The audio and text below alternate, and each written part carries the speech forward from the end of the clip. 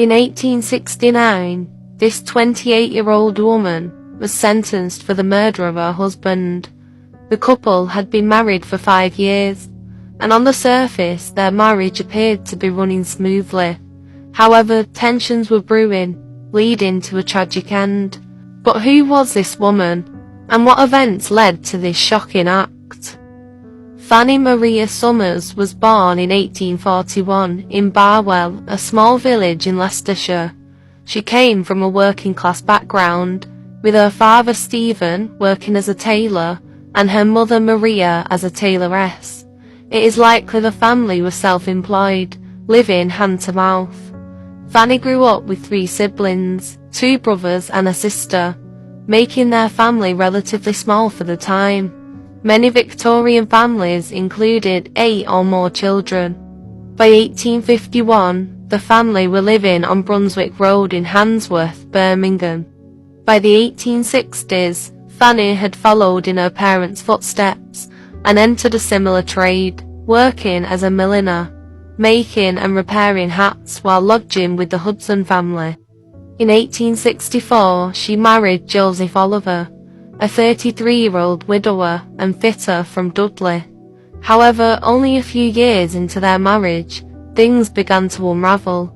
In 1869, Fanny poisoned her husband, and the case became widely known in the press under the headline "The Dudley Murder." At the Worcester Assizes on Tuesday, Fanny Frances Maria Oliver was charged with the willful murder of her husband, Joseph Oliver, by poisoning at Dudley on the 16th of May last. Before the death of her husband, prisoner had been carrying on an intrigue with an old sweetheart named Burgess. She had also drawn £90 by means of forged orders out of a building society, where it had been deposited by her husband. Some of this money, it was proven, had been given to her paramour. On the 24th of April, she purchased arsenic in the wrong name, alleging that it was to clean bonnets with. She was a milliner, but it was proved that she never used arsenic in that way. She signed the name of her paramour to the purchase book. From the 28th of April till the day he died, the deceased was seized with vomiting after every meal.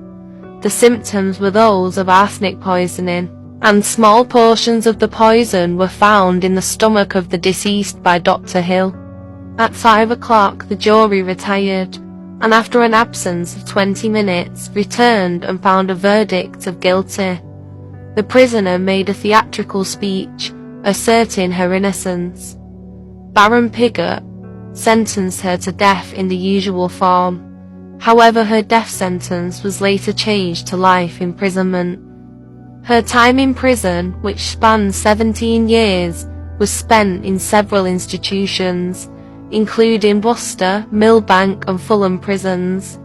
Her medical records paint a picture of a woman who had endured physical suffering, having contracted typhus, scarlet fever, smallpox and rheumatism, illnesses commonly associated with the overcrowded and unsanitary conditions of the time. In her first year of imprisonment, she was diagnosed with hysteria. A prison official noted, "This woman has always been low, and I have always had her closely watched."